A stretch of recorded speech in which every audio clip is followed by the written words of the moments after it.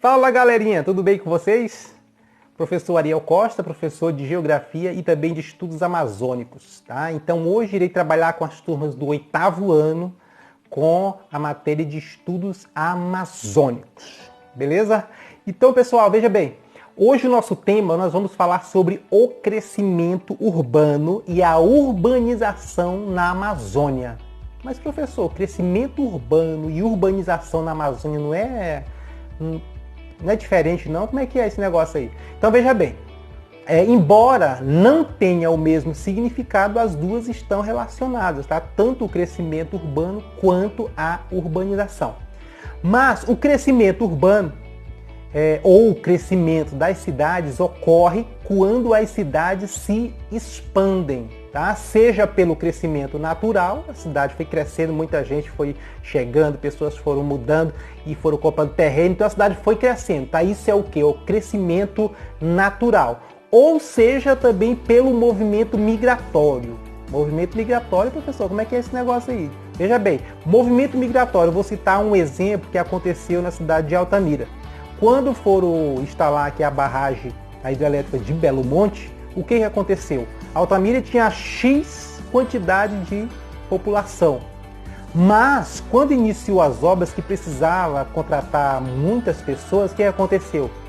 As pessoas começaram a migrar da região nordeste para o norte, do sudeste para o norte, do centro-oeste para o norte, do sul para o norte. Todas as regiões vieram aqui para a cidade de Altamira para trabalhar em Belo Monte. Então muita gente veio. Então isso nós chamamos de movimento migratório. As pessoas migraram de suas regiões, de suas cidades. Então com isso a cidade cresceu. Ela cresceu por quê? Foi crescimento natural? Não, foi um crescimento pelo movimento migratório. Tá? Geralmente esses movimentos migratórios são temporários, aliás. Tá? Quando termina a obra, a maioria vão embora. Alguns permanecem, mas a maioria vão procurando outros lugares para trabalhar. Então, pessoal, para compreendermos o significado de crescimento urbano na Amazônia, é importante falar sobre as taxas de mortalidade. A taxa de mortalidade são os índices, tá, de crianças que morrem. Taxas de mortalidade e também de natalidade, a quantidade de crianças que nascem. Tá? São características de países subdesenvolvidos. Então o Brasil é um país subdesenvolvido. A região norte é uma das regiões mais precárias do Brasil também. Tá? Então é típico o alto índice de mortalidade infantil e também alto índice de natalidade. Então nessas cidades que sofrem os processos migratórios. As taxas de natalidade e mortalidade estão ligadas a um nível de saneamento e de programas de saúde de uma cidade. Tá? Para vocês terem uma ideia, a cidade de Ananindeua, ali junto com Belém, foram consideradas as duas piores cidades do Brasil em termos de saneamento básico.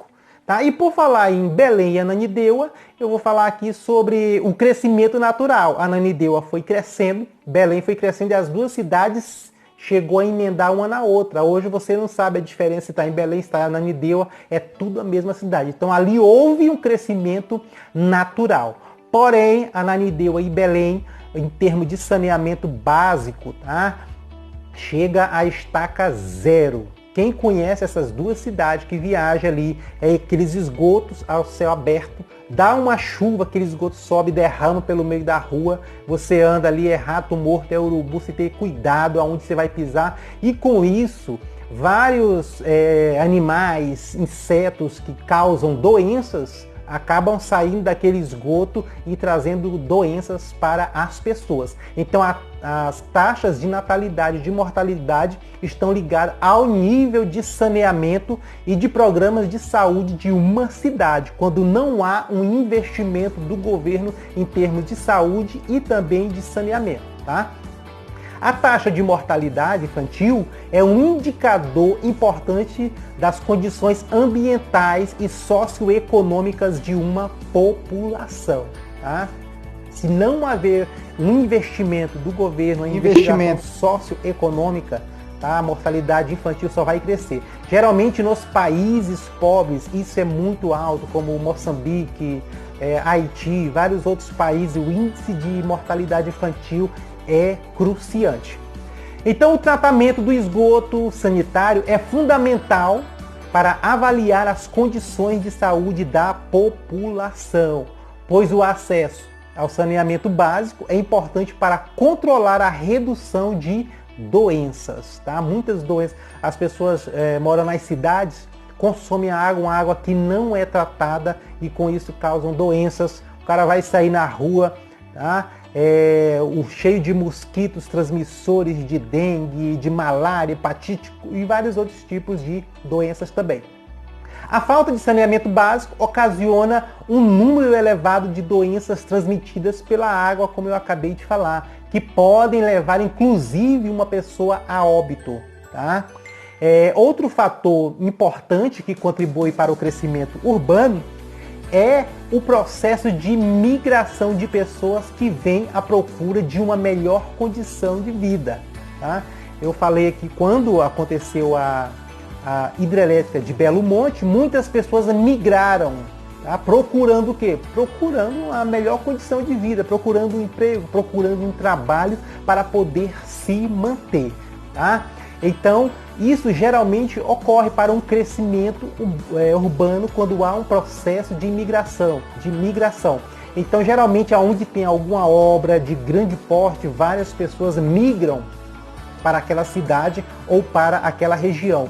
Quando aconteceu o ciclo da borracha aqui no estado do Pará, na região norte principalmente, tá?